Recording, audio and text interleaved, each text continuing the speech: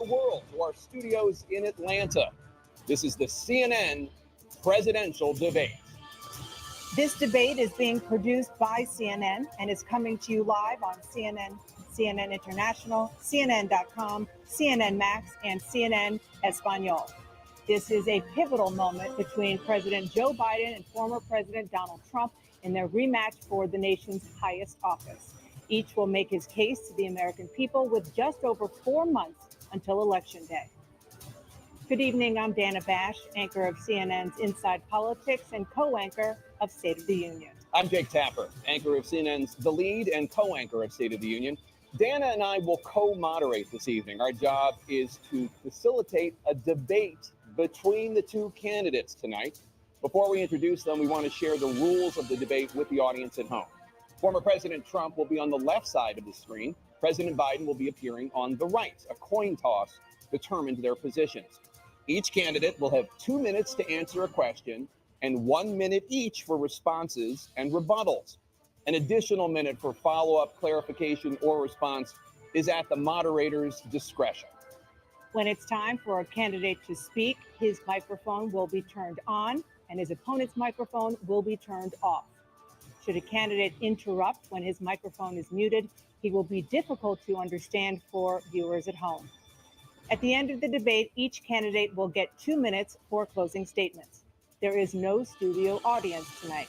Pre-written notes, props, or contact with campaign staff are not permitted during the debate. By accepting our invitation to debate, both candidates and their campaigns agreed to accept these rules. Now, please welcome the 46th President of the United States, Joe Biden. Folks, how are you?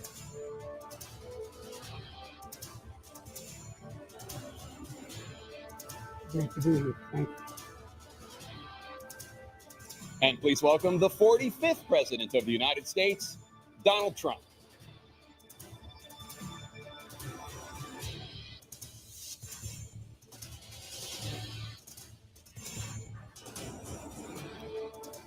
Gentlemen, thanks so much for being here. Let's begin the debate, and let's start with the issue that voters consistently say is their top concern, the economy.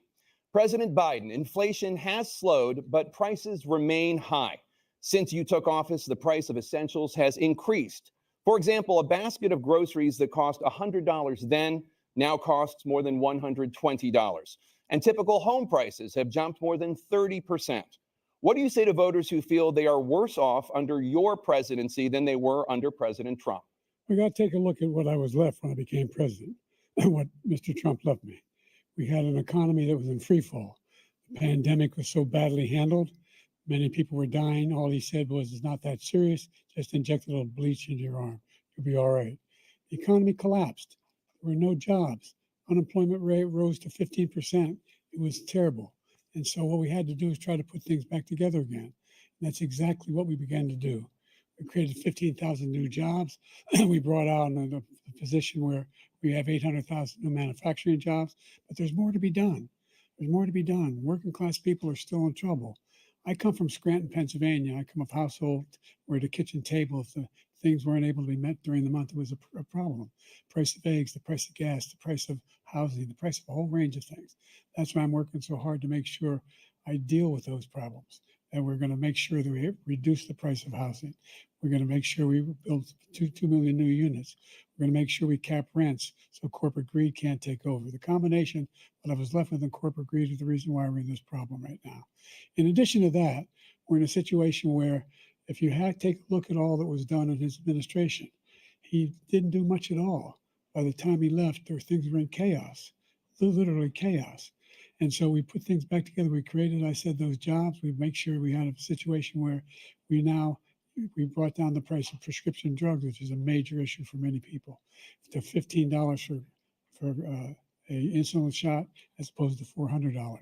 No senior has to pay more than $200 for any drug, all the drugs they can include beginning next year. And the situation is and we're going to make that available to everybody, to all Americans. So we're working to bring down the price around the kitchen table, and that's what we're going to get done. Thank you. President Trump? We have the greatest economy in the history of our country. We have never done so well. Everybody was amazed by it. Other countries were copying us. We got hit with COVID, and when we did, we spent the money necessary so we wouldn't end up in a Great Depression, the likes of which we had in 1929.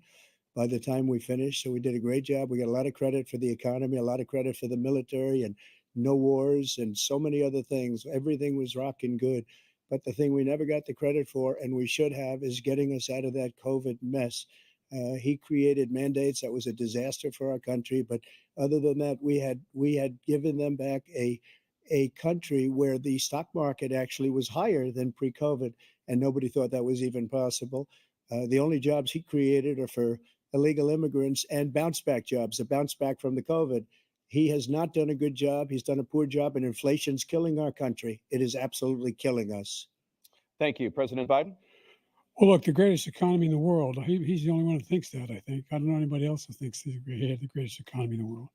And, the fact of the matter is that we found ourselves in a situation where his economy, he rewarded the wealthy. He had the largest tax cut in American history, $2 trillion.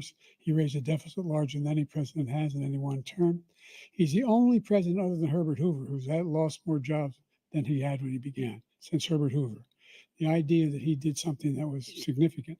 And the military, when he was president, they were still killing people in Afghanistan. He didn't do anything about that. When he was president, we were still finding ourselves in a position where you had a notion that we were this safe country. The truth is, I'm the only president this century that doesn't have this decade, that doesn't have any troops dying anywhere in the world like he did. President Trump, I want to follow up if I can. Am I allowed to respond to him? Well, I'm going to ask you a follow-up. You can do whatever you want with the minute that we give you. I want to follow up. You want to impose a 10% tariff on all goods coming into the U.S. How will you ensure that that doesn't drive prices even higher? It's not going to drive them higher. It's just going to cost countries that have been ripping us off for years, like China and many others, in all fairness to China. It's going to just force them to pay us a lot of money, reduce our deficit tremendously, and give us a lot of power for other things. But he made a statement. The only thing he was right about is I gave you the largest tax cut in history. I also gave you the largest regulation cut in history. That's why we had all the jobs. And the jobs went down and then they bounced back. And he's taking credit for bounce back jobs. You can't do that. He also said he inherited 9% inflation. No, he inherited almost no inflation, and it stayed that way for 14 months. And then it blew up under his leadership because they spent money like a bunch of people that didn't know what they were doing, and they don't know what they were doing. It was probably the worst administration in history. There's never been. And as far as Afghanistan is concerned, I was getting out of Afghanistan, but we were getting out with dignity, with strength, with power. He got out. It was the most embarrassing day in the history of our country's life. President Trump, over the last 8 years, under both of your administrations, the national debt soared to record highs. And according to a new nonpartisan analysis, President Trump, your administration approved $8.4 trillion in new debt, while so far, President Biden, you've approved $4.3 trillion in new debt. So, former President Trump, many of the tax cuts that you signed into law are set to expire next year. You want to extend them and go even further, you say. With the U.S. facing trillion-dollar deficits and record debt, why should top earners and corporations pay even less in taxes than they do now? Because the tax cuts spurred the greatest economy that we've ever seen just prior to COVID. And even after COVID, it was so strong that we were able to get through COVID much better than just about any other country. But we spurred, that tax spurred. Now, when we cut the taxes, as an example, the corporate tax was cut down to 21% from 39%, plus beyond that. We took in more revenue with much less tax, and companies were bringing back trillions of dollars back into our country. The country was going like never before, and we were ready to start paying down debt. We were ready to start using the liquid gold right under our feet, the oil and gas right under our feet. We were going to have something that nobody else has had. We got hit with COVID. We did a lot to fix it. I gave him an unbelievable situation with all of the therapeutics and all of the things that we came up with. We gave him something great. Remember, more people died under his administration, even though we had largely fixed it. More people died under his administration than our administration, and we were right in the middle of it, something which a lot of people don't like to talk about. But he had far more people dying in his administration. He did the mandate, which is a disaster, mandating it. The vaccine went out. He did a mandate on the vaccine, which is the thing that people most objected to about the vaccine. And he did a very poor job, just a very poor job. And I will tell you, not only poor there, but throughout the entire world, we're no longer respected as a country. They don't respect our leadership. They don't respect the United States anymore. We're like a third world nation between weaponization of his election, trying to go after his political opponent, all of the things he's done. We've become like a third world nation, and it's a shame. The damage he's done to our country. And I'd love to ask him, and will, why he allowed millions of people to come in here from prisons, jails, and mental institutions to come into our country and destroy our country. President Trump, we will get to immigration later in this block. President Biden, I want to give you an opportunity to respond to this question about the national debt. He had the largest national debt of any president in a 4-year period, number one. Number two, that $2 trillion tax cut benefited the very wealthy. What I'm going to do is fix the tax system. For example, we have 1,000 trillionaires in America. I mean, billionaires in America. And what's happening? They're in a situation where they, in fact, pay 8.2% in taxes. If they just paid 24%, 25%, either one of those numbers, they'd raise $500 million, billion dollars, I should say, in a 10-year period. We'd be able to wipe out his debt. We'd be able to help make sure that all those things we need to do, child care, elder care, making sure that we continue to strengthen our healthcare system, making sure that we're able to make every single solitary person eligible for what I've been able to do with the COVID. Excuse me, with dealing with everything we have to do with. Look, if we finally beat Medicare. Thank you, President Biden. President Trump? Well, he's right. He did beat Medicare. He beat it to death, and he's destroying Medicare because all of these people are coming in. They're putting them on Medicare. They're putting them on Social Security. They're going to destroy Social Security. This man is going to single-handedly destroy Social Security. These millions and millions of people coming in, they're trying to put them on Social Security. He will wipe out Social Security. He will wipe out Medicare. So he was right in the way he finished that sentence. And it's a shame. What's happened to our country in the last 4 years is not to be believed. Foreign countries, I'm friends with a lot of people. They cannot believe what happened to the United States of America. We're no longer respected. They don't like us. We give them everything they want, and they think we're stupid. They think we're very stupid people. What we're doing for other countries, and they do nothing for us. What this man has done is absolutely criminal. Thank you, President Trump. Dana? This is the first presidential election since the Supreme Court overturned Roe v. Wade. This morning, the court ruled on yet another abortion case, temporarily allowing emergency abortions to continue in Idaho, despite that state's restrictive ban.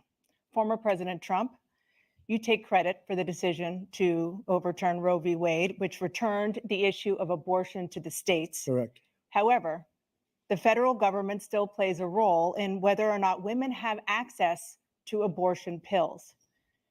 They're used in about 2/3 of all abortions. As president, would you block abortion medication? First of all, the Supreme Court just approved the abortion pill, and I agree with their decision to have done that, and I will not block it. And if you look at this whole question that you're asking, complex, but not really complex. 51 years ago, you had Roe v. Wade, and everybody wanted to get it back to the states. Everybody, without exception. Democrats, Republicans, liberals, conservatives, everybody wanted it back. Religious leaders. And what I did is I put 3 great Supreme Court justices on the court, and they happened to vote in favor of killing Roe v. Wade and moving it back to the states. This is something that everybody wanted. Now, 10 years ago or so, they started talking about how many weeks and how many this, getting into other things. But every legal scholar throughout the world, the most respected, wanted it brought back to the states. I did that. Now the states are working it out. If you look at Ohio, it was a decision that was an end result that was a little bit more liberal than you would have thought. Kansas, I would say the same thing. Texas is different. Florida is different. But they're all making their own decisions right now. And right now, the states control it. That's the vote of the people. Like Ronald Reagan, I believe in the exceptions. I am a person that believes. And frankly, I think it's important to believe in the exceptions. Some people, you have to follow your heart. Some people don't believe in that. But I believe in the exceptions for rape, incest, and the life of the mother. I think it's very important. Some people don't follow your heart, but you have to get elected also. And because that has to do with other things, you got to get elected. The problem they have is they're radical because they will take the life of a child in the 8th month, the 9th month, and even after birth. After birth, if you look at the former governor of Virginia, he was willing to do this. He said, we'll put the baby aside and we'll determine what we do with the baby, meaning we'll kill the baby.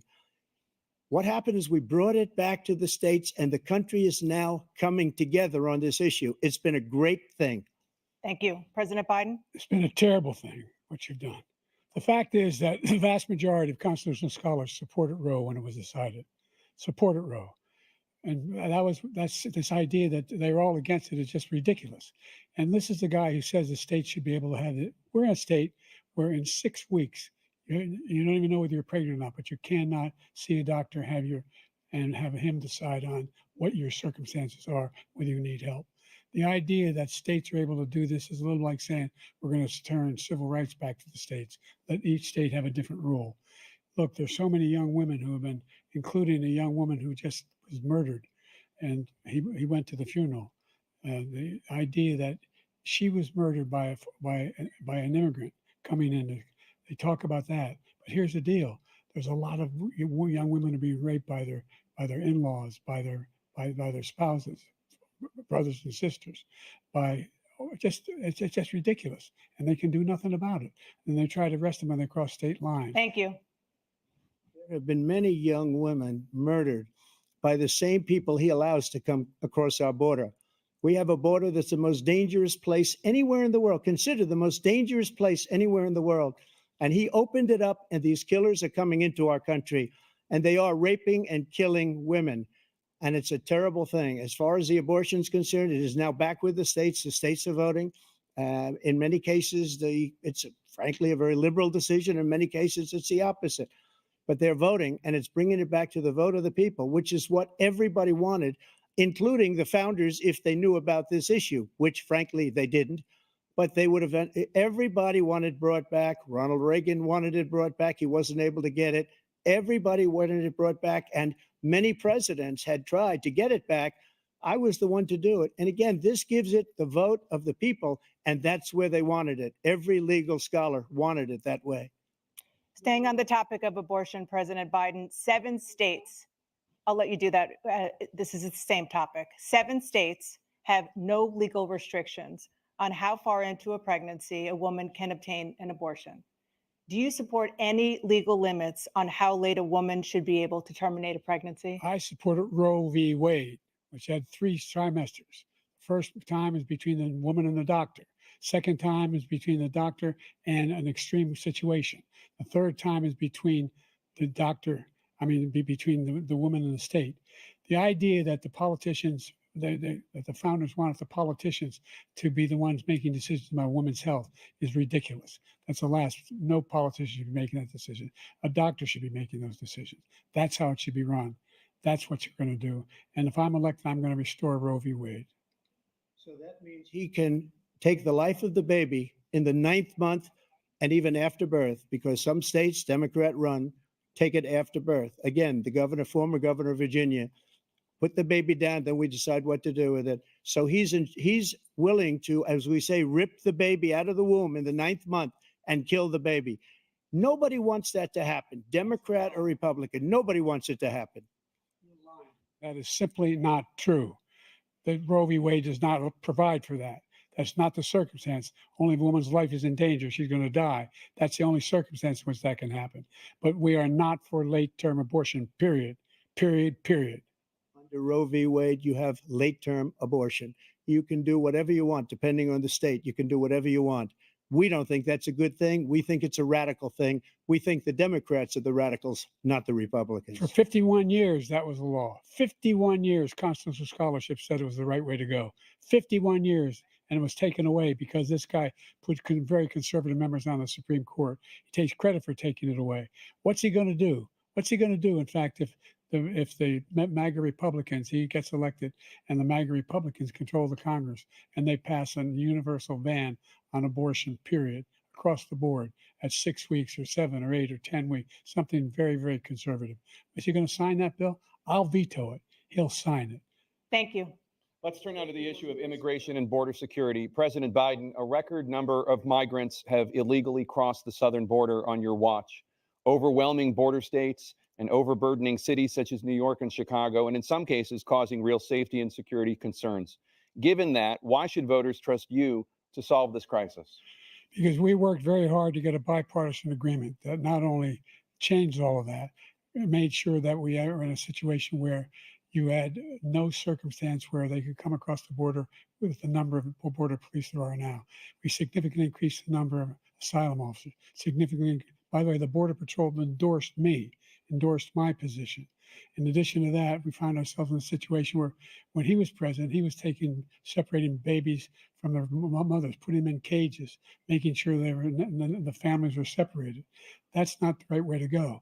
What I've done since I've changed the law, what's happened? I've changed it in a way that now you're in a situation where there are 40% fewer people coming across the border illegally. That's better than when he left office. And I'm going to continue to move until we get the total ban on the total initiative relative to what we're going to do with more border patrol and more asylum officers. President Trump? I really don't know what he said at the end of that sentence. I don't think he knows what he said either. Look, we had the safest border in the history of our country. The border, all he had to do was leave it. All he had to do was leave it. He decided to open up our border, open up our country to people that are from prisons, people that are from mental institutions, insane asylum, terrorists. We have the largest number of terrorists coming into our country right now, all terrorists, all over the world, not just in South America, all over the world. They come from the Middle East, everywhere, all over the world, they're pouring in. And this guy just left it open. And he didn't need legislation because I didn't have legislation. I said, close the border. We had the safest border in history. In that final couple of months of my presidency, we had, according to Border Patrol, who is great, and by the way, who endorsed me for president, but I won't say that, but they endorsed me for president. Brandon, just speak to him. But look, we had the safest border in history. Now we have the worst border in history. There's never been anything like it. And people are dying all over the place, including the people that are coming up in Thank you, caravans. President Trump. President Biden? The only terrorist who's done anything crossing the border is one who came along and killed three, and his administration, killed an Al-Qaeda person come in his administration, killed three American soldiers. That's the only terrorist that's there. I'm not saying that no terrorist ever got through, but the idea they're emptying their prisons, we're welcoming these people, that's simply not true. There's no data to support what he said. Once again, he's exaggerating, he's lying. President Trump, staying on the topic of immigration, you've said that you're going to carry out, quote, the largest domestic deportation operation in American history, unquote. Does that mean that you will deport every undocumented immigrant in America, including those who have jobs, including those whose spouses are citizens, and including those who have lived here for decades? And if so, how will you do it? Just 1 second. He said we killed three people. The people we killed are al-Baghdadi and Soleimani, the two greatest terrorists, biggest terrorists anywhere in the world. And it had a huge impact on everything, not just border, on everything. He's the one that killed people with the bad water, including hundreds of thousands of people dying and also killing our citizens when they come in. We are living right now in a rat's nest. They're killing our people in New York, in California, in every state in the union, because we don't have borders anymore. Every state is now a border. And because of his ridiculous, insane, and very stupid policies, people are coming in and they're killing our citizens at a level that we've never seen. We call it migrant crime. I call it Biden migrant crime. They're killing our citizens at a level that we've never seen before. And you're reading it like these three incredible young girls over the last few days. One of them, I just spoke to the mother, and they just had the funeral for this girl, 12 years old. This is horrible what's taken place. What's taken place in our country, we're literally an uncivilized country now. He doesn't want it to be. He just doesn't know. He opened the borders. Nobody's ever seen anything like.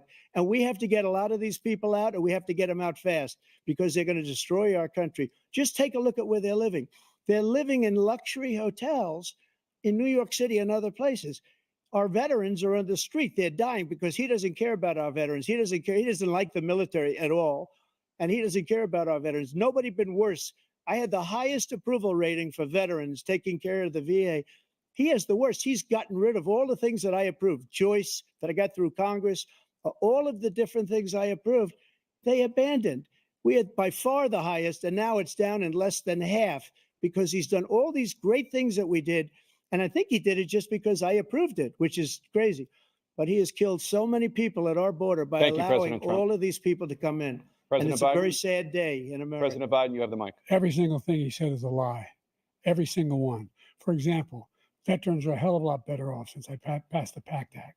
1 million of them now have insurance and their families have it. Their families have it because what happened, whether it was Agent Orange or burn pits, they're all being covered now. And his group opposed that. We're also in a situation where we have great respect for veterans. My son spent a year in Iraq, living right next to one of those burn pits, came back with stage 4 glioblastoma. I was recently in France for D-Day, and I spoke all about those heroes that died. I went to the World War II cemetery, World War I cemetery he refused to go to. He was standing with his 4-star general, and he told me, he said, I don't want to go in there because they're a bunch of losers and suckers.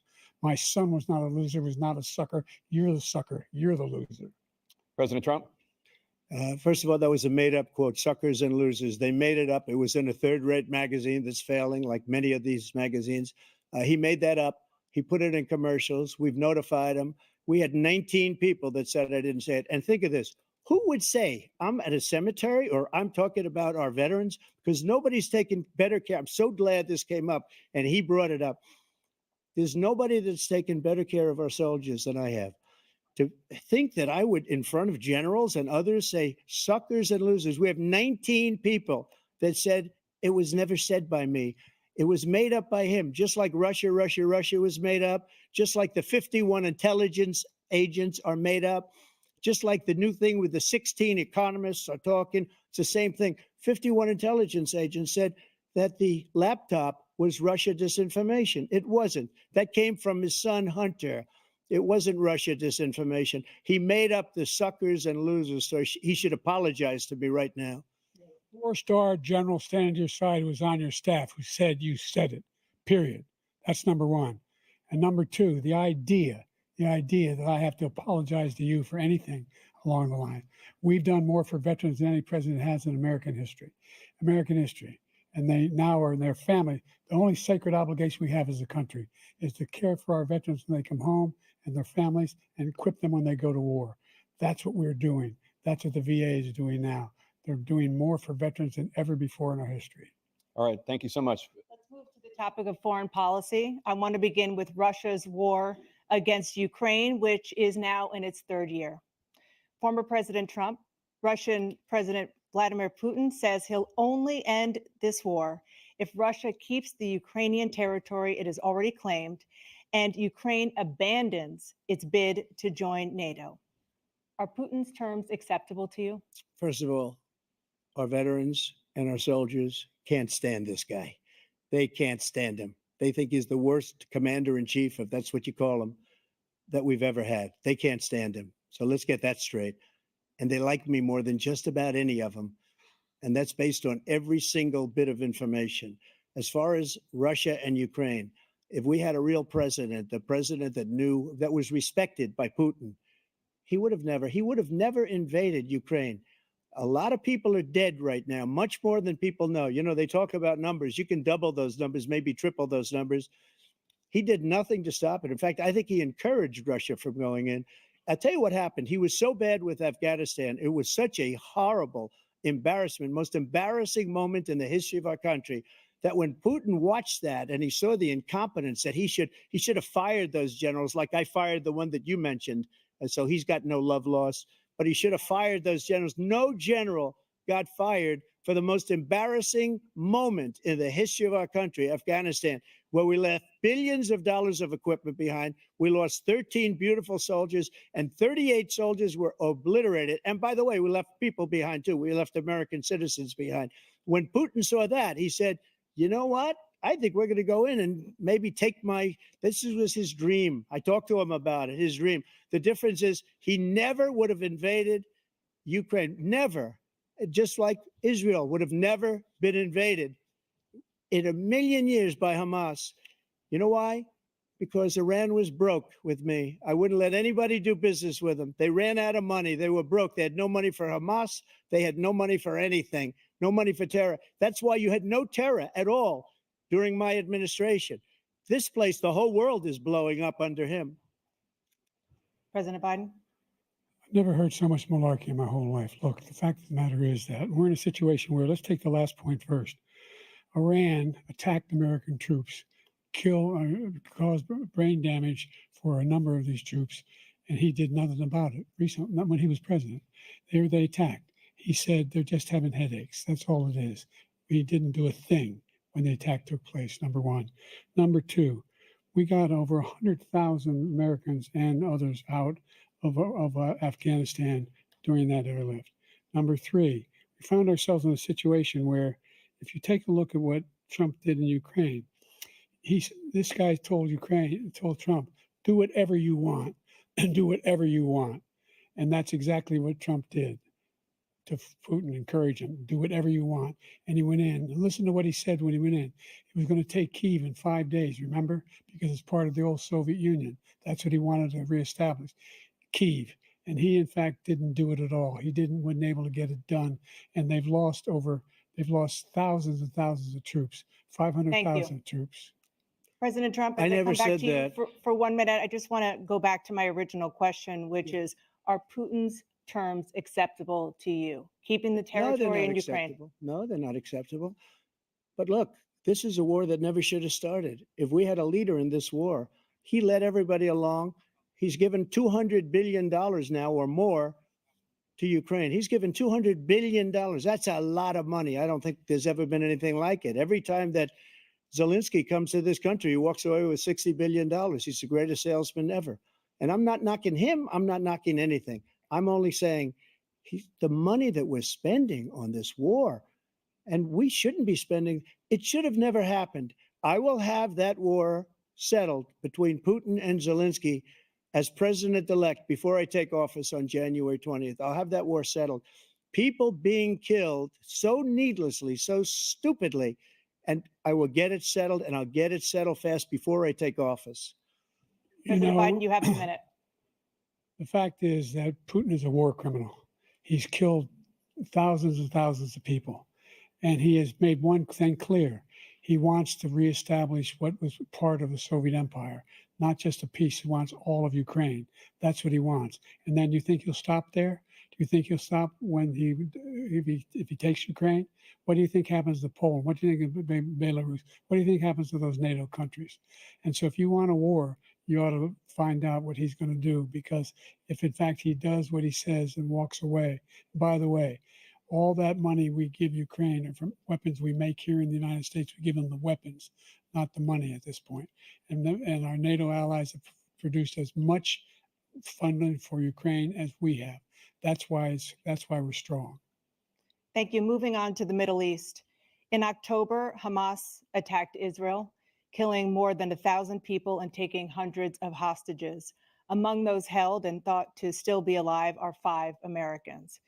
Israel's response has killed thousands of Palestinians and created a humanitarian crisis in Gaza.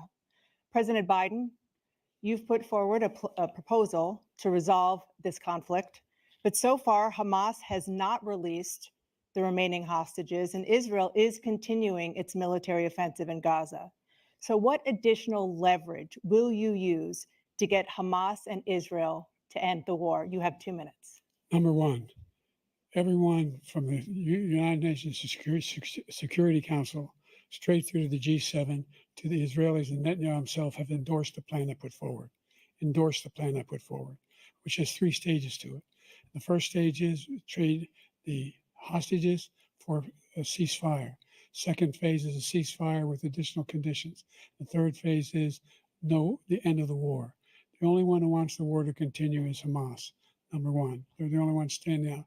We're still pushing hard to get them to accept. In the meantime, what's happened in Israel? We're finding that the only thing I've denied Israel was 2,000-pound bombs. They don't work very well in populated areas. They kill a lot of innocent people.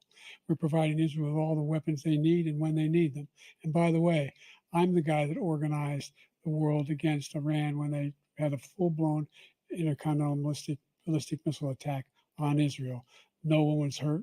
No one Israeli was accidentally killed, and it just stopped. We saved Israel. We are the biggest producer of support for Israel of anyone in the world. And so they're two different things. Hamas cannot be allowed to be continued. We continue to send our experts and our intelligence people as to how they can get Hamas like we did bin Laden. You don't have to do it. And by the way, they've been greatly weakened, Hamas, greatly weakened, and they should be. They should be eliminated. But you've got to be careful for what using certain weapons among population centers. Just going back to Ukraine for 1 second. We have an ocean separating us. The European nations together have spent 100 billion, or maybe more than that, less than us. Why doesn't he call them and say, you got to put up your money like I did with NATO? I got them to put up hundreds of billions of dollars. The Secretary General of NATO said Trump did the most incredible job I've ever seen. They wouldn't have any, they were going out of business. We were spending almost 100% of the money was paid by us. He didn't do that. He's getting all, you got to ask these people to put up the money. We're over $100 billion more spent, and it has a bigger impact on them because of location, because we have an ocean in between. You got to ask them. As far as Israel and Hamas, Israel's the one that wants to go. He said the only one that wants to keep going is Hamas. Actually, Israel is the one, and you should let him go and let him finish the job. He doesn't want to do it. He's become like a Palestinian, but they don't like him because he's a very bad Palestinian. He's a weak one. President Biden, you have a minute. I've never heard so much foolishness. This is a guy who wants to get out of NATO. Are you going to stay in NATO? He's going to pull out of NATO. The idea that we have, our strength lies in our alliances as well. It may be a big ocean, but we're ever able to avoid a war in Europe, a major war in Europe? What happens if, in fact, you have Putin continue to go into NATO? We have an Article 5 agreement. Attack on one is attack on all. You want to start the nuclear war he keeps talking about, go ahead. Let Putin go in and control Ukraine and then move on to Poland and other places. See what happens then. He has no idea what the hell he's talking about. And by the way, I got 50 other nations around the world to support Ukraine, including Japan and South Korea, because they understand that this kind of dislocation has a serious threat to the whole world peace. No major war in Europe has ever been able to be contained just to Europe. President Trump, just to follow up, would you support the creation of an independent Palestinian state in order to achieve peace in the region? I'd have to see. But before we do that, the problem we have is that we spend all the money. So they kill us on trade. I made great trade deals with the European nations because if you add them up, they're about the same size economically. Their economy is about the same size as the United States. And they were no cars, no, they don't want anything that we have, but we're supposed to take their cars, their food, their everything, their agriculture. I changed that. But the big thing I changed is they don't want to pay. And the only reason that he can play games with NATO is because I got them to put up hundreds of billions of dollars. I said, and he's right about this. I said, no, I'm not going to support NATO if you don't pay. They asked me that question. Would you guard us against Russia at a very secret meeting of the 28 states at that time, nations at that time? And I said, no, if you don't pay, I won't do that. And you know what happened? Billions and billions of dollars came flowing in the next day and the next months. But now we're in the same position. We're paying everybody's bills. Let's turn to the issue of democracy. Former President Trump, I want to ask you about January 6, 2021. After you rallied your supporters that day, some of them stormed the Capitol to stop the constitutionally mandated counting of electoral votes. As president, you swore an oath to, quote, preserve, protect, and defend, unquote, the Constitution. What do you say to voters who believe that you violated that oath through your actions and inaction on January 6th and worry that you'll do it again? Well, I don't think too many believe that. And let me tell you about January 6th. On January 6th, we had a great border. Nobody coming through, very few. On January 6th, we were energy independent. On January 6th, we had the lowest taxes ever.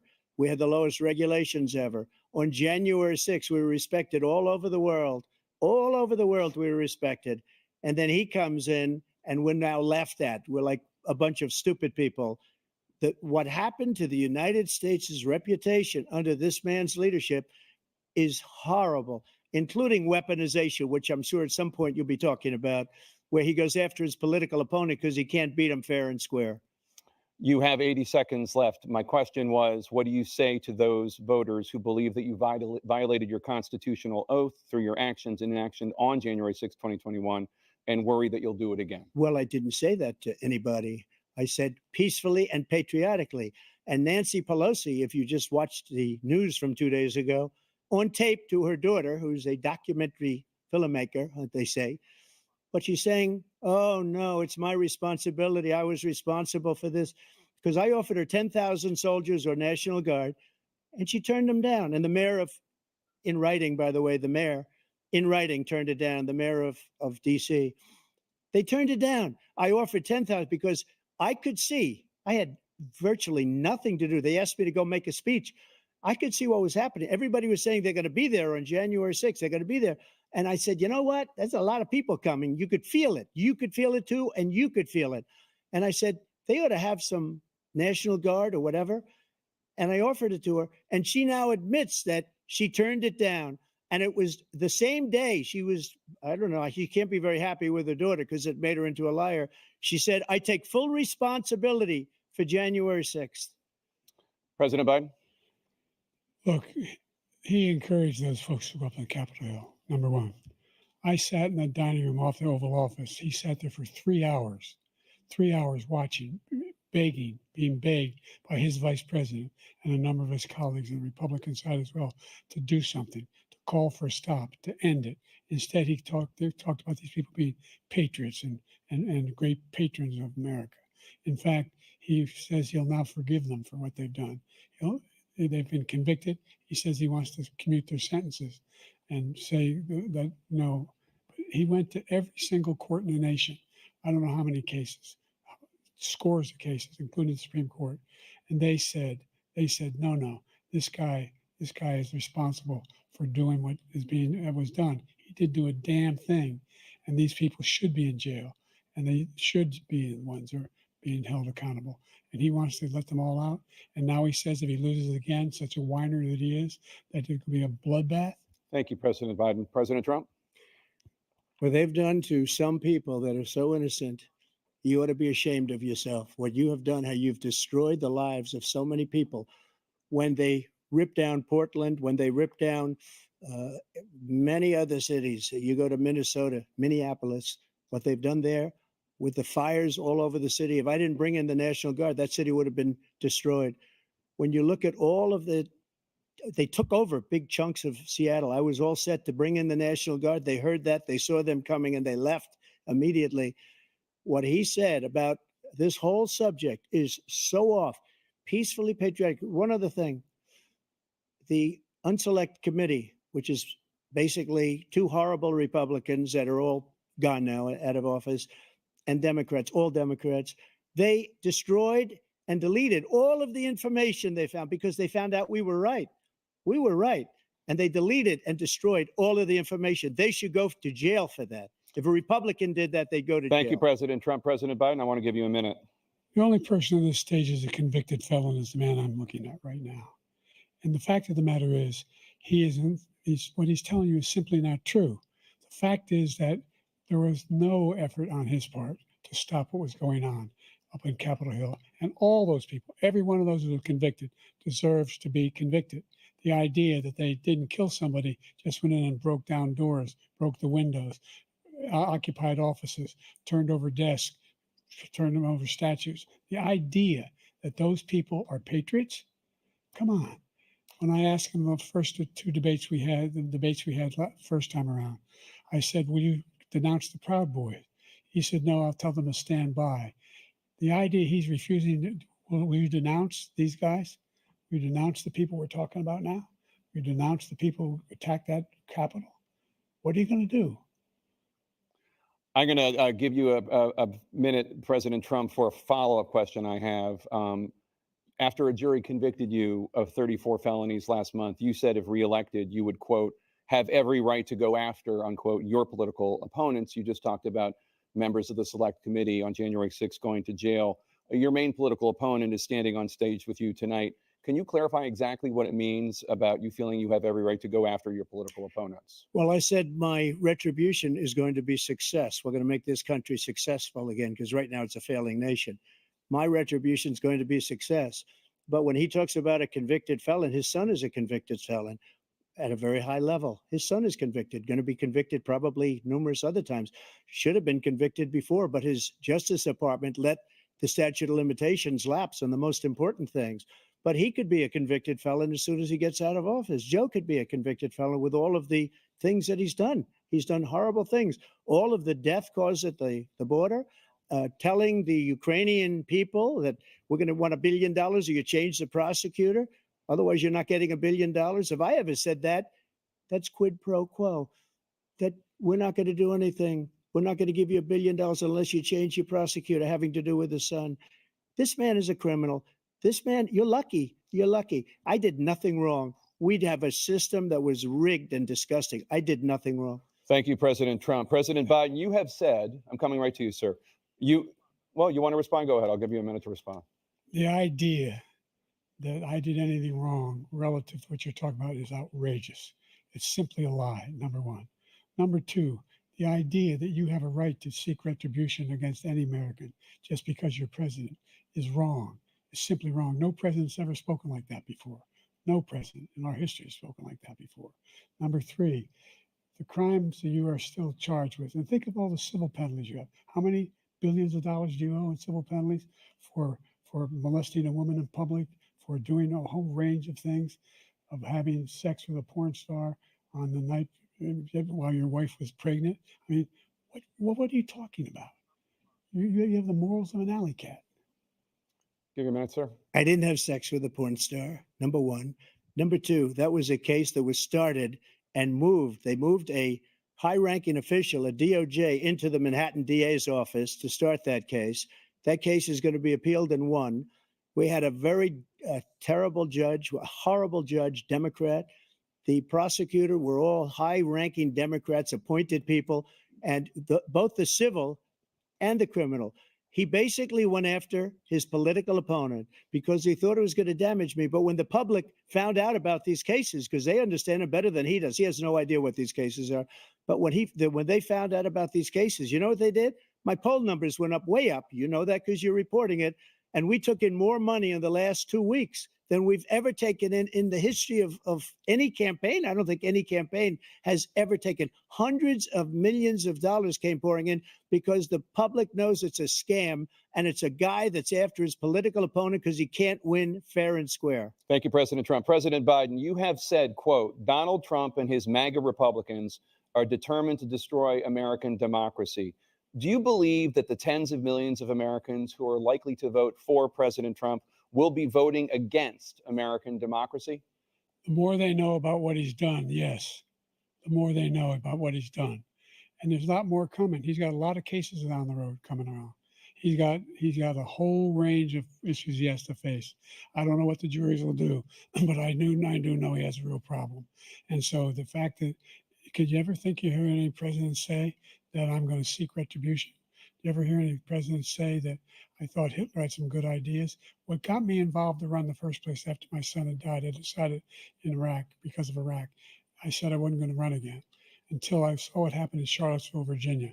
People coming out of the woods carrying swastikas on torches, and singing the same anti-Semitic bile they sang when back in Germany. And the young woman got killed. I spoke to the mother, and they asked him, they said, what do you think of those people? The ones who got killed, the one who tried to stop it, and the ones he said, I think they're fine people on both sides. What American president would ever say Nazis coming out of fields, carrying torches, singing the same anti-Semitic bile, carrying swastikas were fine people? This is the guy who says Hitler's done some good things. I'd like to know what they are. The good things Hitler's done, that's what he said. This guy has no sense of American democracy. President Trump. Jake, both of you know that story has been totally wiped out because when you see the sentence, it said 100% exoneration on that. So he just keeps it going. He says he ran because of Charlottesville. He didn't run because of Charlottesville. He ran because it was his last chance. He's not equipped to be president. You know it, and I know it. It's ridiculous. We have a debate. We're trying to justify his presidency. His presidency, he's without question the worst president, the worst presidency in the history of our country. We shouldn't be having a debate about it. There's nothing to debate. He made up the Charlottesville story, and you'll see it's debunked all over the place. Every anchor has, every reasonable anchor has debunked it. And just the other day, it came out where it was fully debunked. It's a nonsense story. He knows that, and he didn't run because of Charlottesville. He used that as an excuse to run. President Biden? And debunked. It happened. All you have to do is listen to what was said at the time. And the idea that somehow that's the only reason I ran because I was worried a guy like this guy could get elected. If he thought they were good people coming out of that forest, carrying those woods, carrying those torches, then he didn't deserve to be president. Didn't deserve to be president at all. And the idea that he's talking about all this being fabricated, we saw with our own eyes. We saw what happened on January 6th. We saw the people breaking through the windows. We saw people occupying his own vice president. Look, there's a reason why 40 of his 44 top cabinet officers refused to endorse him this time. His vice president hasn't endorsed him this time. So why? Why? They know him well. They serve with him. Why are they not endorsing him? Thank you, President Biden. We're going to be right back with more from the CNN presidential debate.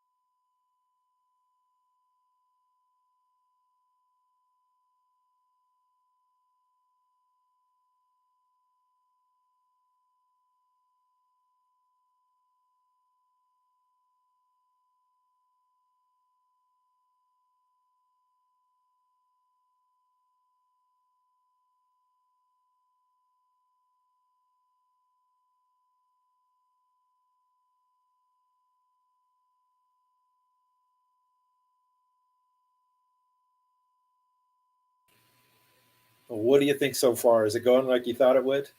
I think that Biden came out just so soft. He was barely whispering, and then he started getting angry and getting a little bit feisty there.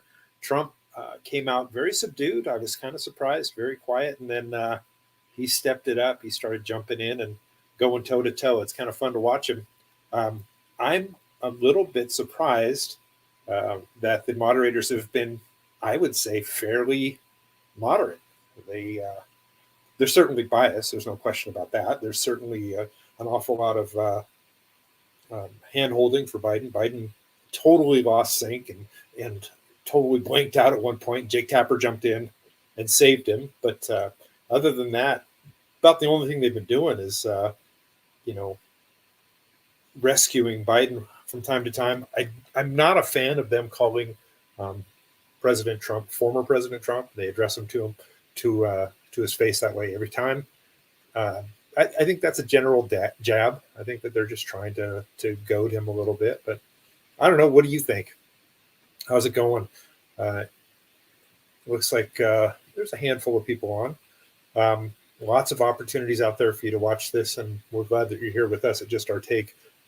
Dave, my normal show partner, is on an airplane flying across the Pacific as we speak. He's been texting me and giving me some updates along the way. He was cracking up at the lost face, completely lost face that Joe had on more than one occasion. So I agree with that. Joe did look like he was kind of a, I don't know, deer in the headlights. That's probably a little bit too nice. The lies, I'll tell you, boy, the lies. I'm hoping, we'll see what happens, but I'm hoping that the fact checkers jump in here at the end of this and they start really giving us some real good heads up on what they saw and what they heard, because there's been some doozies, that's for sure.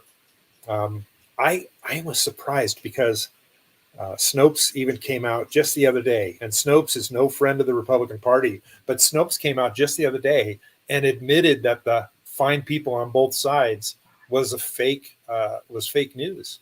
So I'm really surprised that the Biden team went down that road, because it's already been not only just debunked, but debunked by his own side. So it looks like they're coming back from commercial.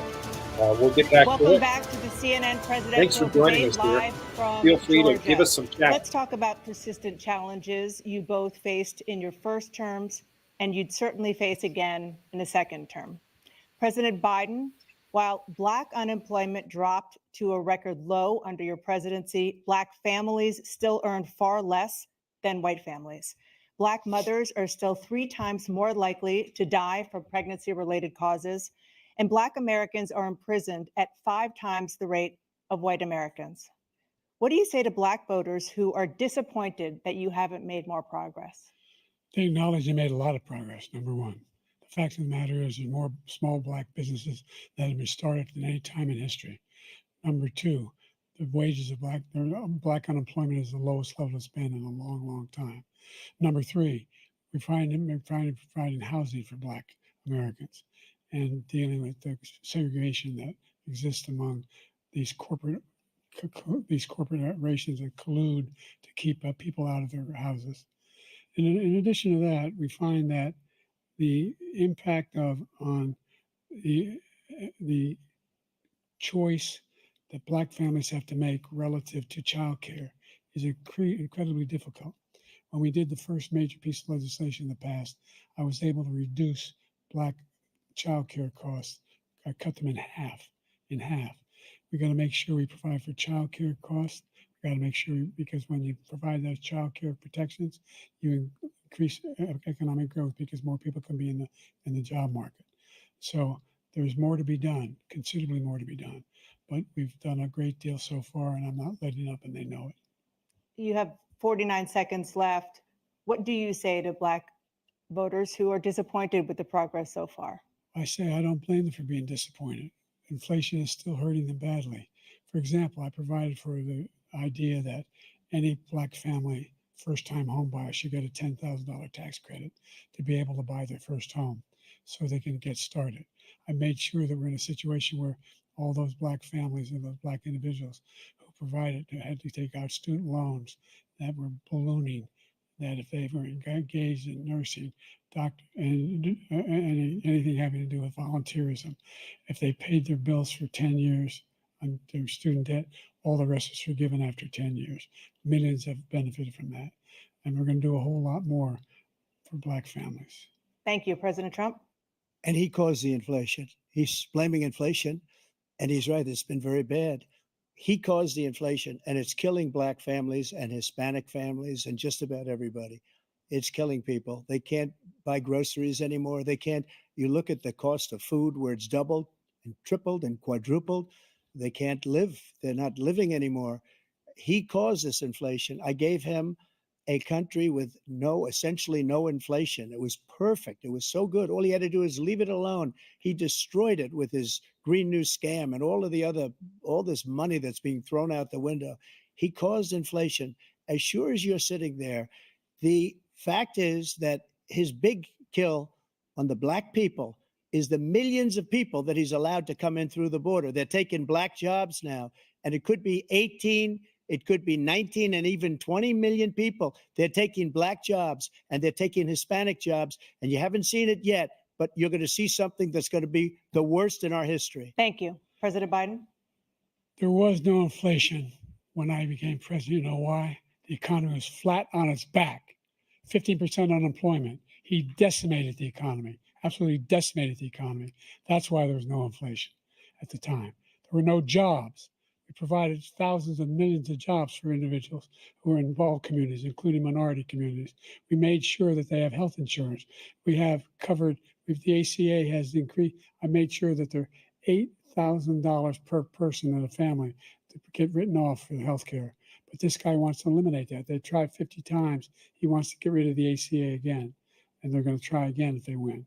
You find ourselves in a position where the idea that we're not doing any, we put more police on the street than any administration has. He wants to cut the cops. We're providing for equity and making sure people have a shot to make it. There's a lot going on, but in inflation, he caused it by his tremendous malfeasance in the way he handled the pandemic. Thank you. Another persistent challenge is the climate crisis.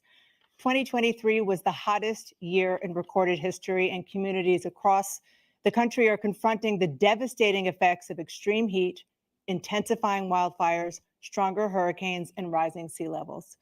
Former President Trump, you've vowed to end your opponent's climate initiatives, but will you take any action as president to slow the climate crisis? Well, let me just go back to what he said about the police, how close the police are to him. Almost every police group in the nation from every state is supporting Donald J. Trump. Almost every police group. And what he's done to the black population is horrible, including the fact that for 10 years he called them super predators. We can't, in the 1990s, we can't forget that. Super predators was his name. And he called it to them for 10, and they've taken great offense at it. And now they see it happening. But when they see what I did for criminal justice reform and for the historically black colleges and universities, where I funded them and go funded, and the opportunity zones with Tim, as you know, Tim Scott was incredible. He did a great job. Great senator from South Carolina. He came to me with the idea, and it was a great idea. It's one of the most successful economic development acts ever in the country, opportunity zones. And the biggest beneficiary are blacks. And that's why we have the best numbers with them in maybe ever. They're saying ever. I read this morning where ever, the best numbers. He's lost much of the black population because he's done a horrible job for black people. He's also done a horrible job for Hispanics. But wait till you see these millions of people pouring into our country, and they're going to take the jobs, and it's already started, and you haven't seen anything yet. It's a disaster. You've 38 seconds left. President Trump, will you take any action as president to slow the climate crisis? So I want absolutely immaculate clean water, and I want absolutely clean air, and we had it. We had H2O. We had the best numbers ever, and we were using all forms of energy, all forms, everything. And yet, during my 4 years, I had the best environmental numbers ever. And my top environmental people gave me that statistic just before I walked on the stage, actually. I don't know where the hell he's been. The idea that anything he said is true. I passed the most extensive climate change legislation in history. We find ourselves, and by the way, black colleges. I came up with $15 billion for HBCUs, historic black universities and colleges, because they don't have the kind of contributors that they have to build these laboratories and the like. Any black student is capable in college of doing any white student can do. They just don't have the money, but now they'll be able to get those jobs in high tech. We're in a situation where the idea that he is claiming to have done something that had the cleanest water. He hadn't done a damn thing for the environment. He pulled out of the Paris Peace Accord, Climate Accord. I immediately joined it because if we reach 1.5 degrees Celsius at any one point, there's no way back.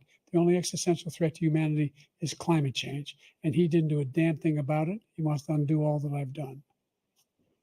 The Paris Accord was going to cost us $1 trillion, and China nothing, and Russia nothing, and India nothing. It was a ripoff of the United States.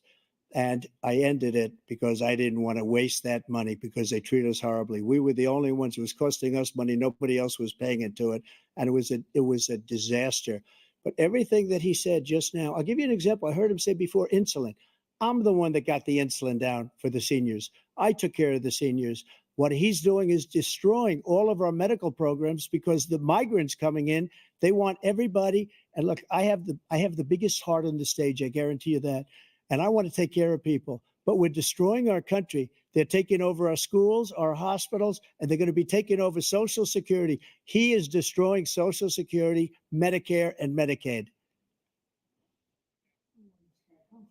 The idea is that we, in fact, we were the only ones of consequence who were not members of the Paris Accord.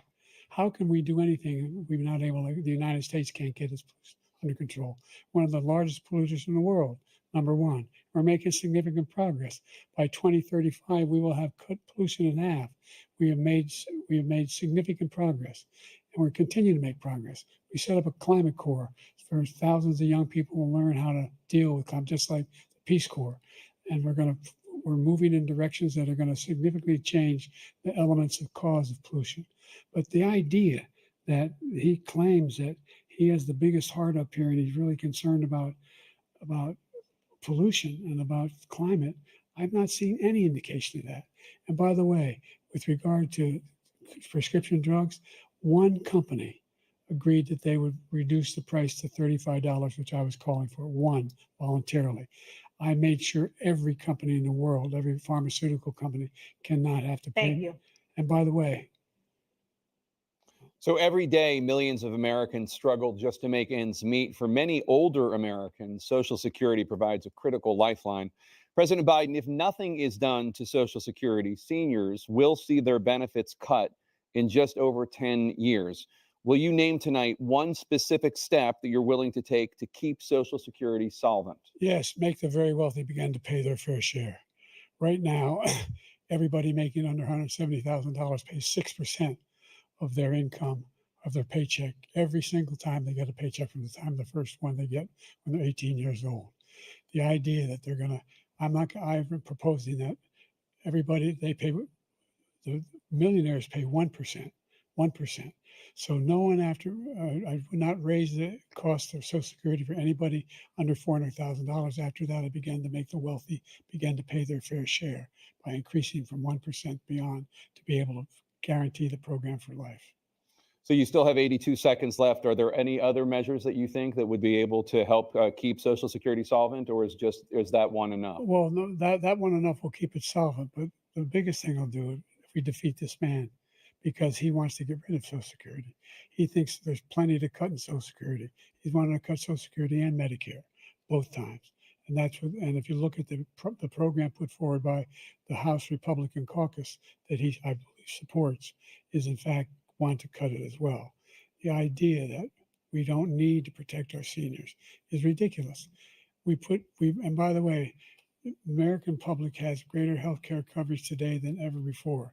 And on the ACA, as I said, you're in a circumstance where 400,000 people, 40 million people would not have insurance because they have a pre-existing condition.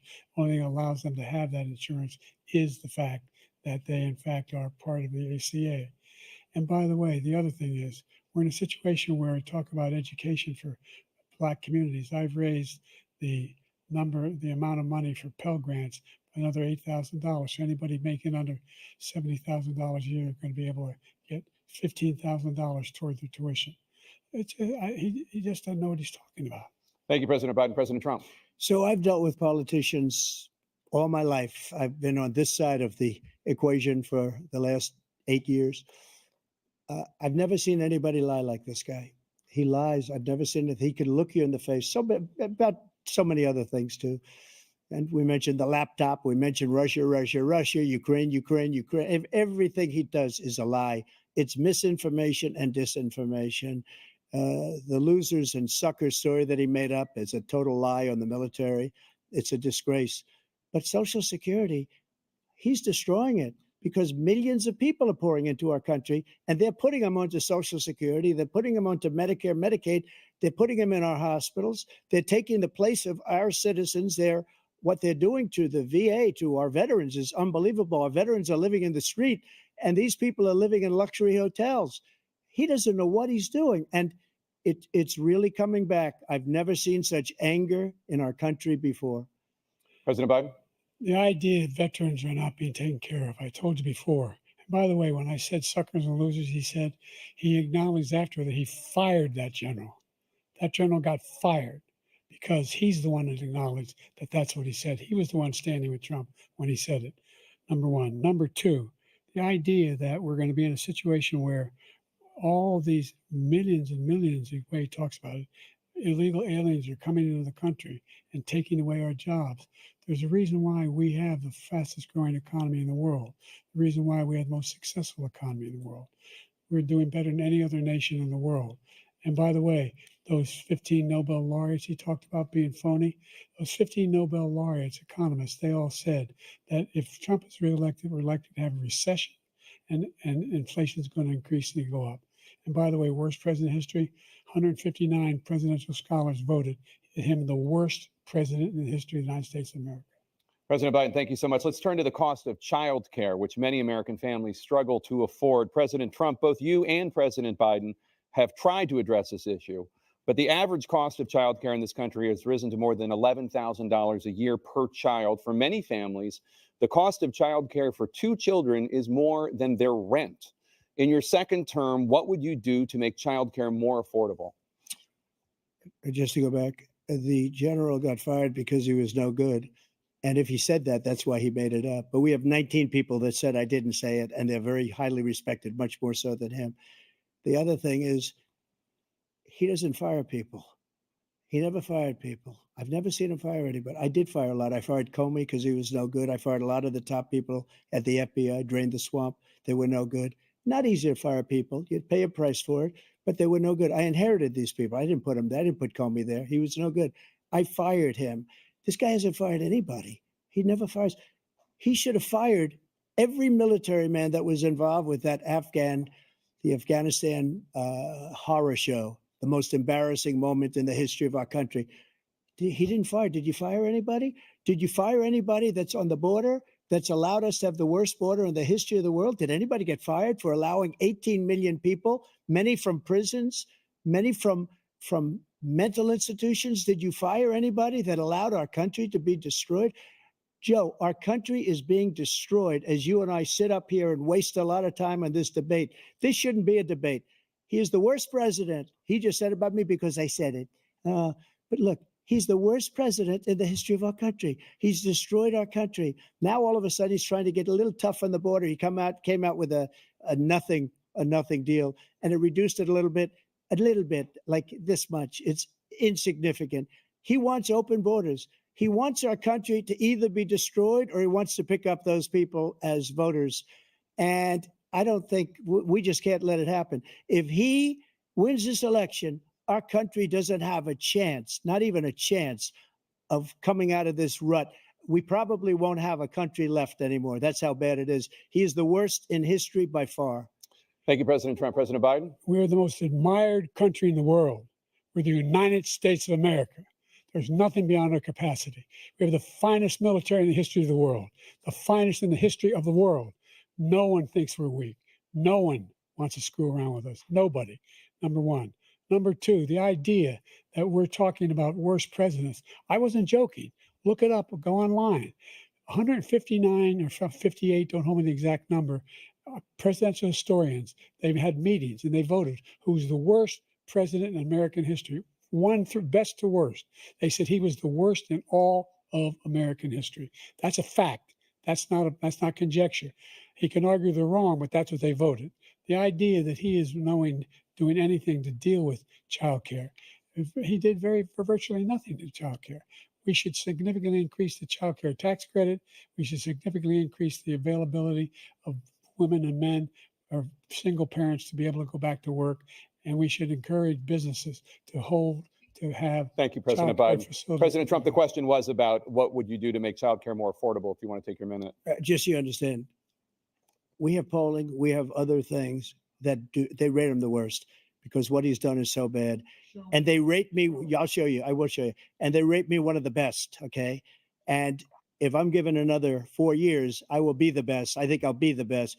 Nobody's ever created an economy like us. Nobody ever cut taxes like us.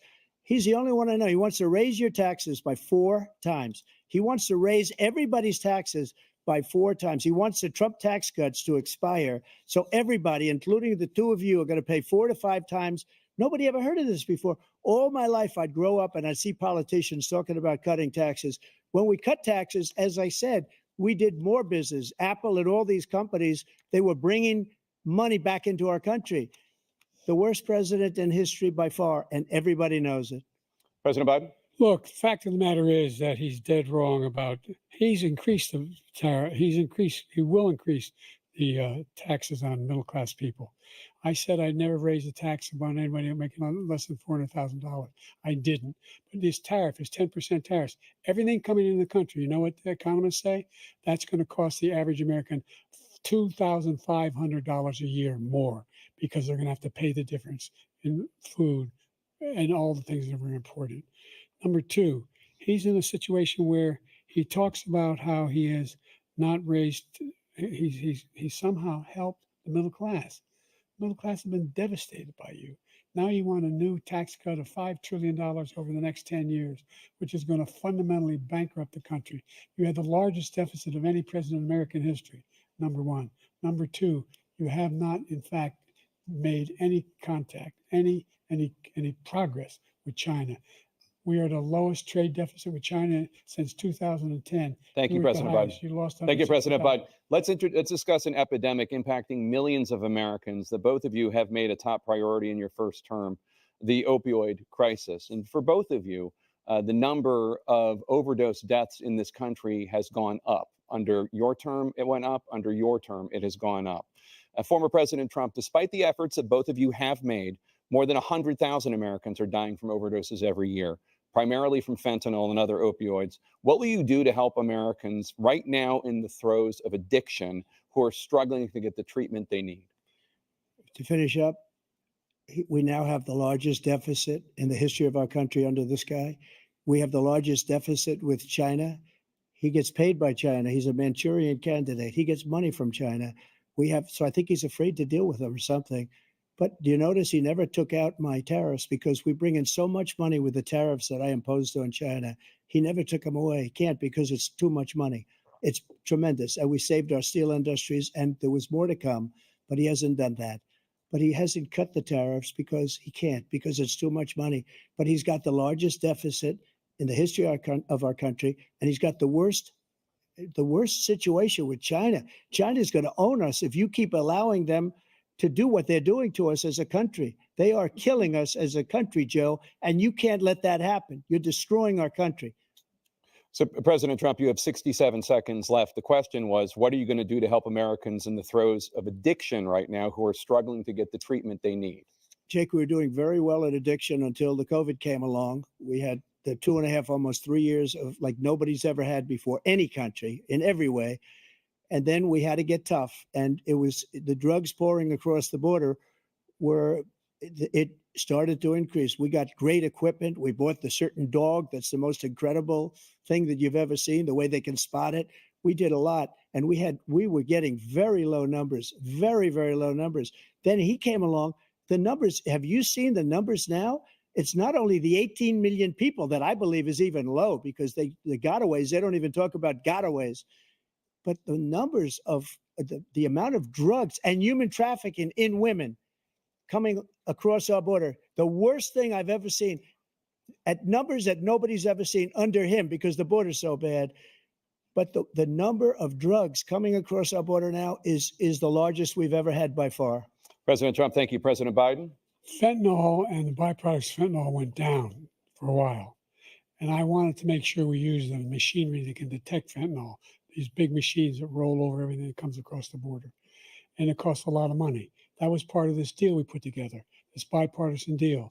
More fentanyl machines, more be able to detect drugs, more numbers of agents, more numbers of all the people at the border. And when we had that deal done, he called his Republican colleagues, said, don't do it. It's going to hurt me politically. No, he never argued it's not a good bill. It's a really good bill. We need those machines. We need those machines. And we're coming down very hard in every country in Asia in terms of precursors for fentanyl. And Mexico is working with us to make sure they don't have the technology to be able to put it together. That's what we have to do. We need those machines. Thank you, President Biden. President Trump, and again, the question is about Americans in the throes of addiction right now, struggling to get the treatment they need. Well, this does pertain to it. He ended Remain in Mexico. He ended catch and release. I made it catch and release in Mexico, not catch and release here. We had so many things that we had done, hard negotiations with Mexico, and I got it all for nothing. It's just like when you have a hostage. We always pay $6 billion for a hostage. Every time we say it's a hostage. Now we have a hostage, a Wall Street Journal reporter. I think a good guy. And he's over there because Putin is laughing at this guy, probably asking for billions of dollars for the reporter. I will have him out very quickly as soon as I take office. Before I take office, I said by literally as soon as I win the election, I will have that reporter out. He should have had him out a long time ago. But Putin's probably asking for billions and billions of dollars because this guy pays it every time. We had 2 cases. We paid $6 billion for 5 people. I got 58 people out, and I paid essentially nothing. Thank you, President Trump. Dana? Let's turn to concerns that voters have about each of you. President Biden, you would be 86 at the end of your second term. How do you address concerns about your capability to handle the toughest job in the world well into your 80s? Well, first of all, I spent half my career being criticized being the youngest person in politics. I was the second youngest person ever elected to the United States Senate, and now I'm the oldest. This guy's 3 years younger and a lot less competent. I think that just look at the record. Look at what I've done. Look how I've turned around the horrible situation he left me. As I said, 15 million new jobs, 800,000 manufacturing jobs, more investment in America, over billions of dollars in private investment in enterprises that we are growing. By the way, we brought an awful lot of people. Well, the whole idea of computer chips, we used to have 40% of the market. We invented those chips, and we lost it because he was sending people to find the cheapest jobs overseas and to bring home a product. So I went to South Korea. I convinced Samsung to invest billions of dollars here in the United States. And guess what? Those fabs, they call them, to build these chips, those fabs pay over $100,000. You don't need a college degree for them. And there's billions, about $40 billion already being invested and being built right now in the United States, creating significant jobs for Americans from all over the world. President Biden, you have 40 seconds left. Would you like to add anything? Yeah, I would. The idea that somehow we are this failing country. I never heard a president talk like this before. We're the envy of the world. Name me a single major country president who wouldn't trade places with the United States of America for all our problems and all our opportunities. We're the most progressive country in the world in getting things done. We're the strongest country in the world. We're a country in the world who keeps our word, and everybody trusts us. All of our allies and those who he cuddles up to, from Kim Jong-un, he sends love letters to, and Putin, etc. They don't want to screw around with us. Thank you. Former President Trump, to follow up, you would be 82 at the end of your second term. What do you say to voters who have concerns about your capabilities to serve? Well, I took 2 tests, cognitive tests. I aced them, both of them, as you know. We made it public. He took none. I'd like to see him take one, just one, a real easy one. Like go through the first 5 questions. He couldn't do it. But I took 2 cognitive tests. I took physical exams every year.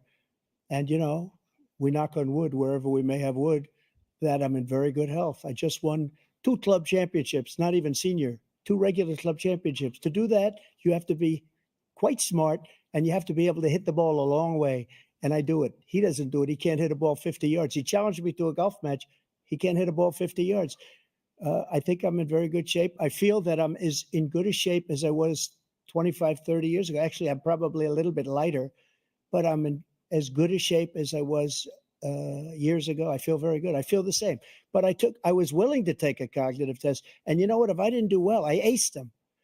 Dr. Ronnie Jackson, who's a great guy when he was White House doctor. And then I took another one, a similar one. And one of them said they've never seen anybody ace him. Thank you. President Biden? You can see he is 6'5" and only 223 pounds, or 235 pounds. Well, you said 6'4", 200. Well, anyway, that's it. Anyway, just take a look at what he says he is, and take a look at what he is. Look, I'd be happy to have a driving contest with him.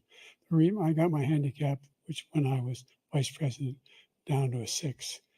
But by the way, I told you before, I'm happy to play golf if you carry your own bag. Think you can do it? That's the biggest lie. He's a 6 handicap of all. I was an 8 handicap. Yeah. 8. Never. But I had, how many? I've seen you swing. I know you swing. Okay, let's not act like children. President Trump, we're going to 21 turn Let's not act like children. You to are a child. specific concern that voters have about you. Will you pledge tonight that once all legal challenges have been exhausted, that you will accept the results of this election, regardless of who wins, and you will say right now that political violence in any form is unacceptable? Well, I shouldn't have to say that, but of course I believe that. It's totally unacceptable. And if you would see my statements that I made on Twitter at the time, And also my statement that I made in the Rose Garden, you would say is one of the strongest statements you've ever seen. In addition to the speech I made in front of, I believe, the largest crowd I've ever spoken to. And I will tell you, nobody ever talks about that. They talk about a relatively small number of people that went to the Capitol and in many cases were ushered in by the police. And as Nancy Pelosi said, it was her responsibility, not mine. She said that loud and clear. But the answer is, if the election is fair, free, and I want that more than anybody. And I'll tell you something. I wish he was a great president because I wouldn't be here right now. I'd be at one of my many places enjoying myself. I wouldn't be under indictment because I wouldn't have been his political opponent because he indicted me because I was his opponent. I wish he was a great president. I would rather have that. I wouldn't be here. I don't mind being here. But the only reason I'm here is he's so bad as a president that I'm going to make America great again. We're going to make America great again. We're a failing nation right now. We're a seriously failing nation. And we're a failing nation because of him. His policies are so bad. His military policies are insane. They're insane. These are wars that will never end with him. He will drive us into World War III, and we're closer to World War III than anybody can imagine. We are very, very close to World War III, and he's driving us there. And Kim Jong-un and President Xi of China, Kim Jong-un of North Korea, all of these, Putin, they don't respect him. They don't fear him. They have nothing going with this gentleman, and he's going to drive us into World War III. You want a World War III, let him follow and win, and let Putin say, do what you want, NATO. Just do what you want. There's a thing called Article 5. An attack on one is an attack on all, a required response. The idea, I can't think of a single major leader in the world who wouldn't trade places with the job I've done, what they've done. Because we are a powerful nation. We have wonderful people. It's because of the people, not me. It's because of the American people. They're capable of anything, and they step up when they're needed. And right now, we're needed. We're needed to protect the world because our own safety is at stake. And again, you want to have a war, just let Putin go ahead and take Kyiv, make sure they move on, see what happens in Poland, Hungary, and other places along that border. Then you have a war. President Trump, as I come back to you for a follow-up, the question was, will you accept the results of this election, regardless of who wins? Just to finish what he said, if I might, Russia, they took a lot of land from Bush. They took a lot of land from Obama and Biden. They took no land, nothing from Trump, nothing. He knew not to do it. He's not going to play games with me. He knew that. I got along with him very well, but he knew not to play games. He took nothing from me. But now he's going to take the whole thing from this man right here. That's a war that should have never started. It would have never started ever with me. And he's going to take Ukraine. And, you know, you asked me a question before, would you do this? He's got us in such a bad position right now with Ukraine and Russia, because Ukraine's not winning that war. He said, I will never settle until such time. They're running out of people. They're running out of soldiers. They've lost so many people. It's so sad. They've lost so many people, and they've lost those gorgeous cities with the golden domes that are 1,000 years old, all because of him and stupid decisions. Russia would have never attacked if I were President Trump, president. the question was, will you accept the results of the election, regardless of who wins? Yes or no, please. If it's a fair and legal and good election, absolutely. I would have much rather accepted these, but the fraud and everything else was ridiculous. And if you want, we'll have a news conference on it in a week, or we'll have another one of these in a week. But I will absolutely, there's nothing I'd rather do. It would be much easier for me to do that than I'm running again. I wasn't really going to run until I saw the horrible job he did. He's destroying our country. I would be very happy to be someplace else, in a nice location someplace. And again, no indictments, no political opponent stuff, because it's the only way he thinks he can win. But unfortunately, it's driven up my numbers and driven them up to a very high level because the people understand it. Let's see what your numbers are when this election is over. Let's see. You're a whiner. When you lost the first time, you continued, you appealed and appealed to courts all across the country. Not one single court in America said any of your claims had any merit, state or local, none.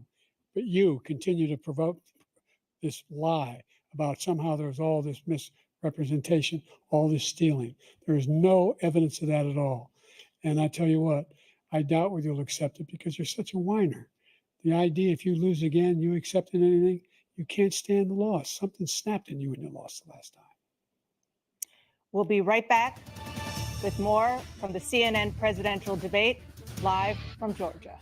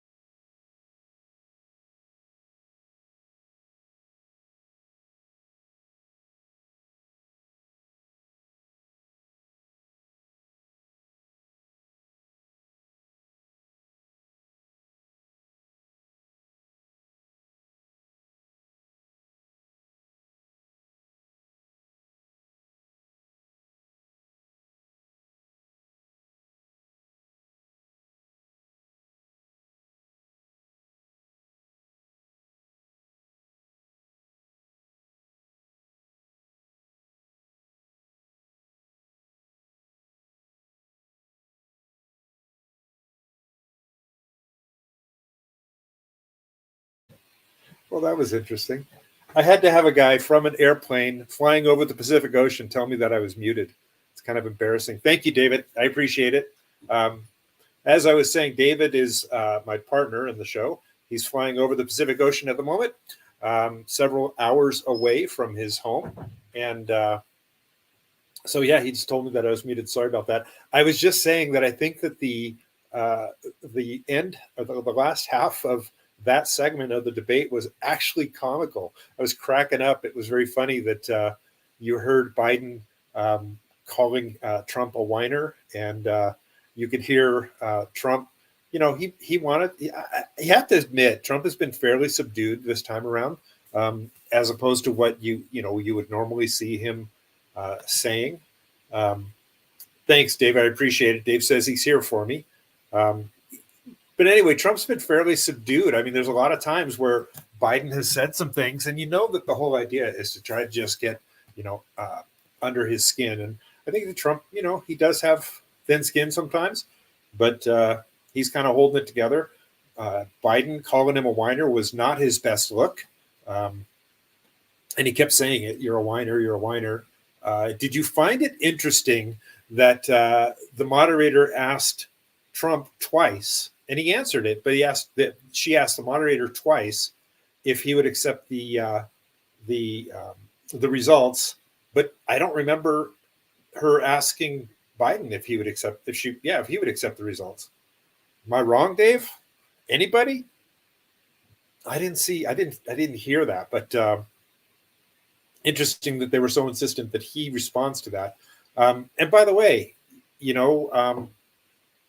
that's kind of a dumb question. Would you respect the results? Well, it just depends. It depends on how much has gone on. It depends on whether there was cheating or not. Looks like they're coming back from their break now. Yeah, she didn't ask. That's what I thought. Well, we will have a wrap up after the event, and hopefully It you is guys now can time for jump the in and candidates ask to your deliver questions. their closing statements Let's as see how this predetermined goes. by a coin toss. We're going to begin with you, President Biden. You have 2 minutes. We've made significant progress from the debacle that was left by President Trump in his last term. We find ourselves in a situation where, number one, we have to make sure that we have a fair tax system. I ask anyone out there in the audience or anyone out watching this debate, do you think the tax system is fair? The fact is that I said nobody even making under $400,000 had a single penny increase in their taxes and will not. And if I'm reelected, that'll be the case again. But this guy has increased your taxes because of the deficit. Number one, He's increased inflation because of the debacle he left after the way he handled the pandemic. And he finds himself in a position where he now wants to tax you more by putting a 10% tariff on everything that comes into the United States of America. What I did when, for example, he wants to get rid of the ability of Medicare for us to be able to negotiate drug prices with the big pharma companies. Well, guess what? We got it down to $35 for insulin instead of $400. No more than $2,000 for every senior, no matter how much prescription they need. You know what that did? That reduced the federal debt by $160 billion over 10 years because the government doesn't have to pay the exorbitant prices. I'm going to make that available to every senior all along. It's happening now, and everybody in America. He wants to get rid of that. I'm going to make sure that we have child care. We're going to significantly increase the credits people have for child care. I'm going to make sure we do something about what we're doing on lead pipes and all the things that are causing health problems for people across the country. We're going to continue to fight to bring down inflation and give people a break. Thank you, President Biden. President Trump, you now have 2 minutes for your closing statement. Like so many politicians, this man is just a complainer. He said, we want to do this, we want to do that, we want to get rid of this tax, that tax, but he doesn't do anything. All he does is make our country unsafe by allowing millions and millions of people to pour in. Our military doesn't respect him. We look like fools in Afghanistan. We didn't stop Israel. It was such a horrible thing that would have never happened. It should have never happened. Iran was broke.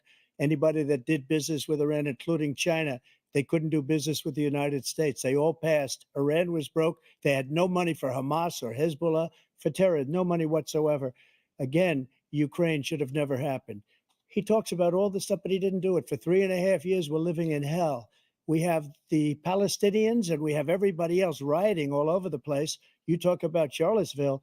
This is 100 times Charlottesville, 1,000 times. The whole country is exploding because of you, because they don't respect you, and they have to respect their president, and they don't respect you throughout the world. What we did was incredible. We rebuilt the military. We got the largest tax cut in history, the largest regulation cut in history. The reason he's got jobs is because I cut the regulations that gave jobs, but he's putting a lot of those regulations back on. All of the things that we've done, nobody's never seen anything like, even from a medical standpoint, right to try, where we can try space age materials instead of going to Asia or going to Europe and trying to get when you're terminally ill. Now you can go and you can get something. You sign a document. They've been trying to get it for 42 years.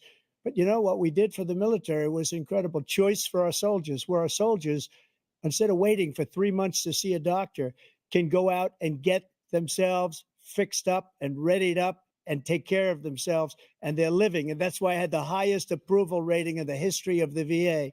So all of these things, we're in a failing nation, but it's not going to be failing anymore. We're going to make it great again.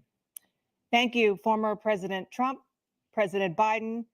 Stay with us because we have full analysis of this debate. Anderson Cooper and Aaron Burnett starts now on CNN.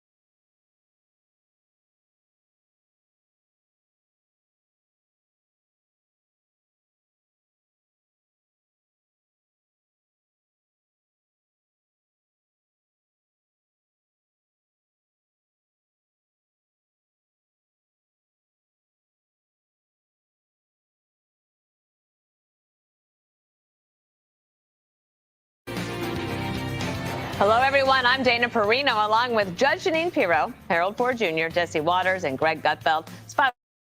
And this is The Five.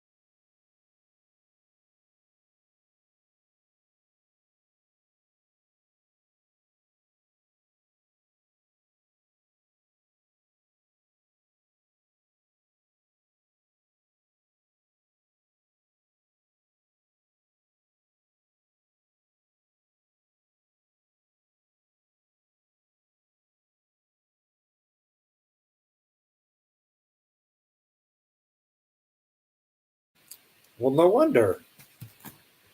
I just don't know what's going on with this thing. Sorry about that. Rumble has had an evening for us, and that set me off completely. So anyway, I was just saying that there was a lot of people that had some analysis of how this debate would go. Some people felt that Trump was going to walk away with a clear winning. I don't know that Trump crushed it. I think Trump had some strong moments. I actually think Biden had some strong moments too, though. And part of the metric there, if you're honest, part of the metric is Biden just had to not screw up terribly. And if he didn't screw up terribly, then there's the potential that people could walk away and say that he won. If Biden wins, if his contributors, the people that are funding his campaign feel like he did a good job, or if Biden himself thinks he did a good job, he's going to stay in the race. He's going to refuse to bow out. If the people that are contributing to his race say, well, he didn't do terrible, let's give him one more debate, then they'll keep funding his race and he'll stay in. That's a good outcome for the Trump team. I think they'd much rather have a Biden opponent than anyone else, but we'll see. The other thing that came up, and I don't think anybody knew, Trump did say that his vice president would be at the debate tonight. So no one made any mention of it. There was no pictures of who was there. So I don't know, maybe in the after debate, they'll have some, idea. Maybe when they interview Trump later on, you can see who he's hanging out with. And if there's somebody there, then maybe that will tell us who his vice president will be. But anyway, overall, I think that Trump got some real good zingers in. I think he made some strong points. I felt that as expected, the moderators were leaning towards a Biden bias. There were a couple times where Biden completely froze, and Jake Tapper jumped in and saved him. There was a time where Trump called him a liar, called Biden a liar, and Jake Tapper jumped in and kind of stopped that exchange there. The funny thing is that they said that you had your 90 seconds or your 2 minutes, and then your microphone would be muted, but they weren't muting Biden's mic all the time. In fact, there were a couple times where Trump's mic was muted. He started talking, and then they opened his mic up, but they didn't. I never saw one time where they actually muted Biden's mic. There were times where they said, "Okay, President Biden, that's your time," and then he would stop talking. Overall, I thought it was comical. It was humorous. There was a couple times where I just flat out started laughing, but not the fireworks I was hoping for. I hope that some fact checkers are honest when they come through and they look at how this thing went. We'll see what happens, though. Let's see if my partner Dave, who's currently flying over the Pacific Ocean, has anything to say. He says they cut Biden's off a few times. Okay, I didn't catch that. I know that they stopped him from talking, but I didn't catch him actually having his microphone. I know they turned it off at some point, but I don't know that they actually cut him off mid-sentence. Either way, it was an interesting debate. Biden lost it towards the end where he's calling President Trump a whiner. When it devolved into name calling, Trump caught himself at one point and said, let's act like adults, or something along those lines. He had gotten down in the weeds with Biden for a moment there, but then caught himself. There were a couple of the times that Biden talked about the trillionaires in this country. Yeah, I suspect that's to keep him from mumbling that. Well, that probably was. But yeah, there was lots of name calling back and forth. But it was funny to hear Trump or Biden having a tough time with the numbers. On many occasions he stumbled on the numbers, and that was apparent. And I'm pretty sure that other people saw that too. Yeah, I love Trump stayed more professional. He stayed more professional. So this is the thing. If we're being honest, it's both of them have a standard that they've met. And if they vary from that standard, then we tend to say they either did better or worse than their usual. Trump was less bombastic, less name calling, less of that he did in his first campaign. And So I think that he did good. Biden was actually more cognitively aware than he has been recently. He didn't go walking around, turning behind him and shaking someone's hand that wasn't there. So I guess that was good. Yeah, how many billionaires are there in the U.S.? No, trillionaires. Yeah, how many trillionaires? Biden seemed lost so often. He did. And not just that, but his voice. What was with that? I was going to talk like this. I was weird. I was just a little bit on the creepy side. And he kept talking, doing this, and he stuck his pen in his ear at one point. That was kind of weird. Just had to make it. Yeah, he had to make the full 90 minutes. Biden had to make the full 90 minutes to quote win this debate. We'll see. It's going to be interesting to see the follow up and what everyone has to say about how each of the opponent or each of the presidents did. I was bothered by them calling Trump former President Trump, former president. Every time they had a chance, they called him former President Trump, and I think that was an unprofessional dig. If they talked to Barack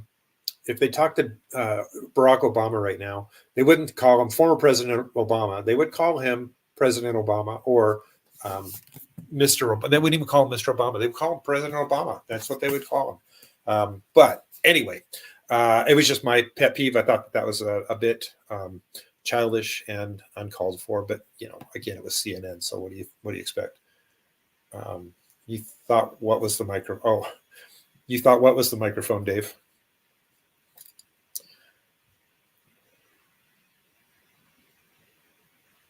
Yeah, well, so David said that MSN, the mainstream media, will skewer Trump for not immediately answering the election question, meaning would he agree with the results? I think that if they're being fair, which they won't be, but if they were being fair, Biden didn't ever have to answer that question. They never asked him that question, but they pounded on him twice. Which again, stop. Asked and answered. Knock it off. Move on. Oh, the microphone was his voice quality? I don't think so. I think that it was him going,